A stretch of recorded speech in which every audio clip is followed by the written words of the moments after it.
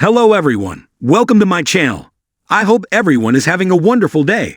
Before starting the video, please go ahead and hit the subscribe button and give this video a like up. When Ashley returned from Paris for Abby's wedding, we assumed that her significant issues had been dealt with, and she was on stable ground once again. As it turns out, a revealing conversation with her daughter after the fact teased trouble just around the bend. Worse, the next excerpt in this dark chapter of Ashley's life could shatter the heart of someone she loves dearly. When last we saw Ashley in Paris, she'd admitted herself to a mental health clinic recommended by her dear friend, psychologist Alan Laurent, following the death of his twin brother and her tormentor, Martin. The abbot had developed a raging case of dissociative identity disorder, so out of hand that the late Neil Winters may have turned in his grave if he saw the display she put on in his memorial jazz lounge, whilst tipsy on tequila and sporting a southern drawl, of all things.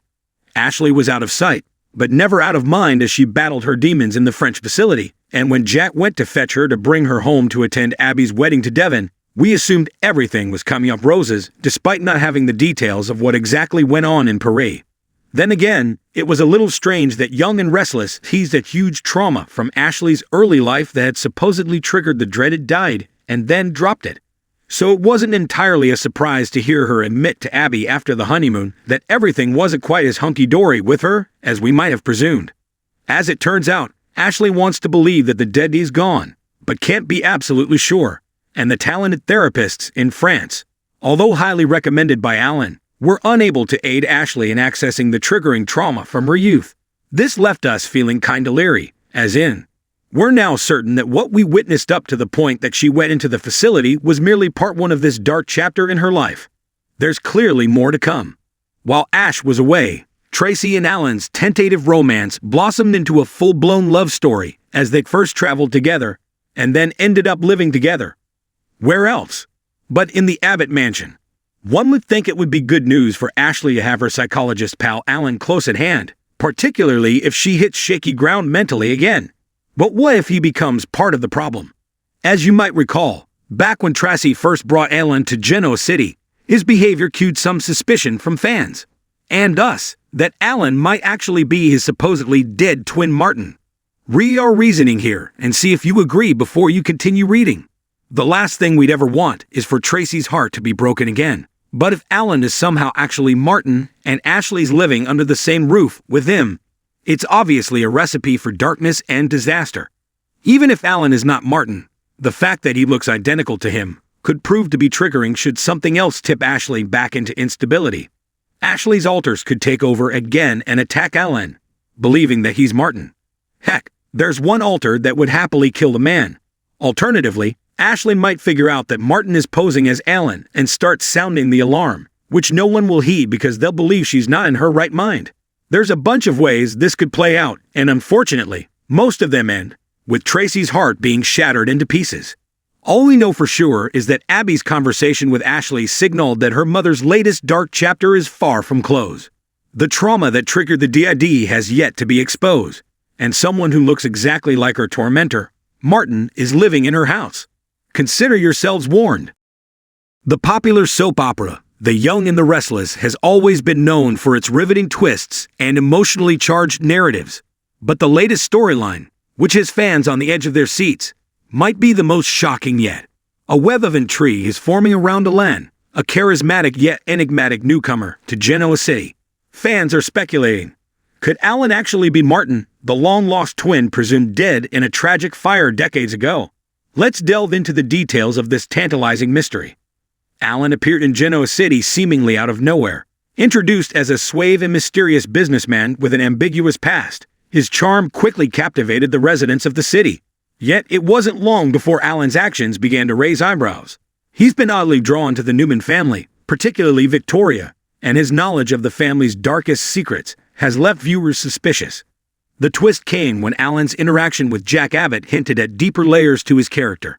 Jack's offhand remark about Alan's resemblance to Martin, an eerily similar individual from Genoa City's past, sparked a frenzy among fans. Martin, as die-hard viewers will recall, was the presumed dead twin brother of Philip Chancellor, lost in a fire that devastated the Chancellor estate in the late 1980s. The breadcrumbs pointing to Alan's true identity have been subtly scattered throughout recent episodes. A casual remark from Nikki Newman about Alan's old soul and familiarity with Genoa City landmarks struck a chord with longtime viewers. Why would a man who claimed to have never set foot in the town know so much about the city's intimate details? Adding fuel to the fire, Alan's fingerprints were inadvertently left on a glass during a heated argument at Society, the city's upscale restaurant. Abby Newman's decision to run a background check yielded puzzling results. Alan's records appeared pristine, almost too perfect. Speculation erupted when a savvy hacker revealed that Alan's past might have been meticulously fabricated. If Alan is indeed Martin, how did he survive the fire that supposedly claimed his life? And why would he resurface now? Fans have theorized that Martin was rescued and taken in by an enigmatic benefactor, perhaps someone with their own agenda in Genoa City. This theory gained traction after Alan's clandestine meeting with an unidentified woman in a trench coat, a scene shrouded in cryptic dialogue. Moreover, Alan's uncanny ability to manipulate people, from securing a lucrative business deal to turning foes into allies, feels more calculated than coincidental. Could these be survival skills honed during a life of hardship? Some viewers believe Alan/Martin's agenda might involve reclaiming his place in the Chancellor dynasty or exacting revenge for a past injustice.